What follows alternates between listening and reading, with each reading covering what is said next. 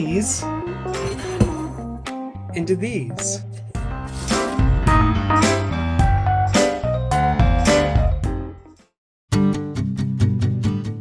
Potato we're using is the russet potato, and we just are going to slice it up real thin like this using our mandolin. You could use a potato peeler or a knife, but it's going to be much easier with the mandolin. A mandolin I am using is a cheaper one. It doesn't have any sort of settings. If you do have one that has settings, make it the smallest setting possible. Be very careful because you want to get these super thin.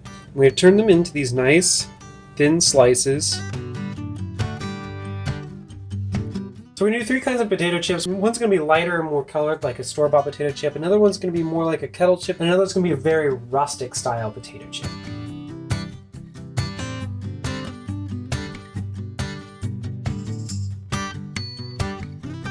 For the light colored potato chip, we're actually going to learn from Kenji Lopez Alt.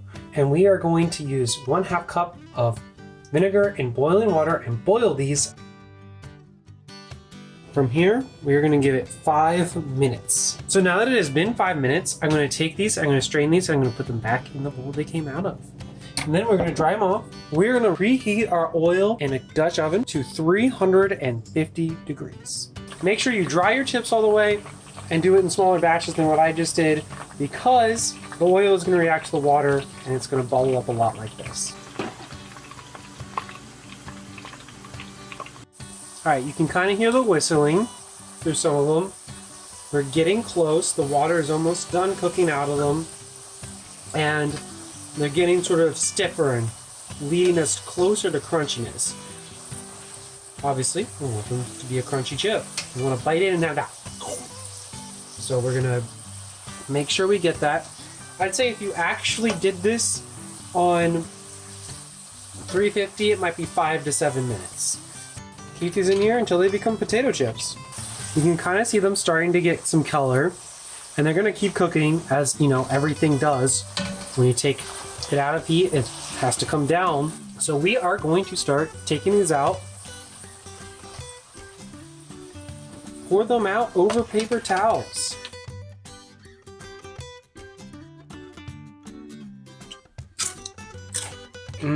Very good.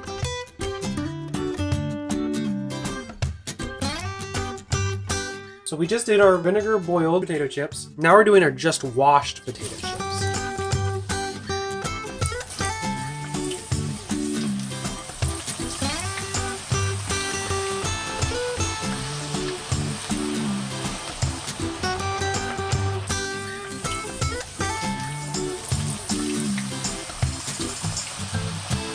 You can hear the whistling and you can see the browning, and we are getting close to having our completed chips. Is a little bit more brown.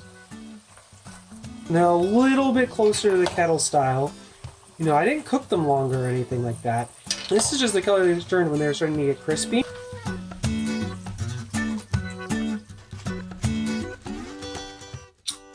Very good, very crunchy.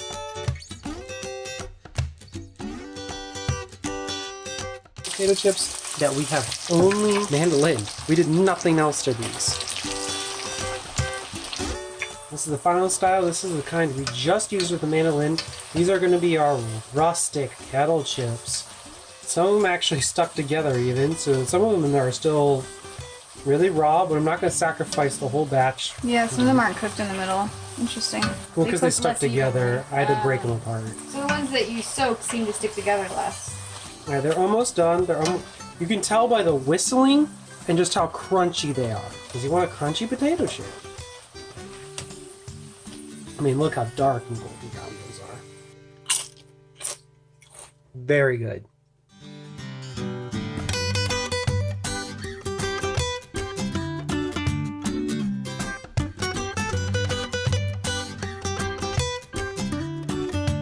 These are our potato chips. They're lighter and boiled in vinegar and water and rinsed before that.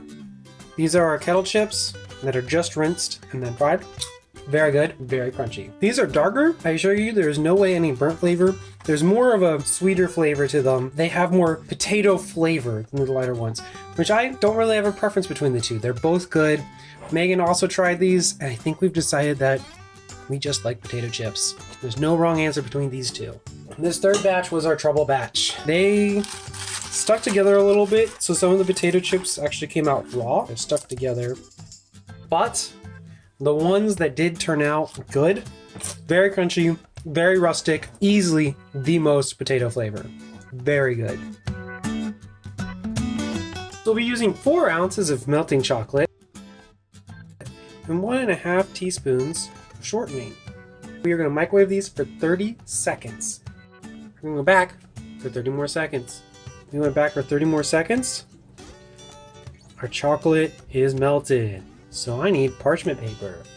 The reason why we don't use butter here is because butter can be 15% water. Melting chocolate does not like water so much. So that's why we use shortening. So this is going to be my last one for the light and fluffy. And then we're going to do our kettle kind. I personally think the store-bought kind might make for a better chocolate-dipped potato chip, solely because it's got sort of less potato flavor in it, and it's more of a neutral taste as you're going to bite into it. So you taste more sort of the chocolate and salt that's being delivered to you. Where I think the kettle chip might be a little bit better on its own. I also think the lighter potato chip might make a better flavored chip generally. So if you want to do salt and vinegar or spicy or anything like that, that might make a better option. Alright, so we can start moving on to our very rustic style. These are going to be a delicious, sweet and salty snack.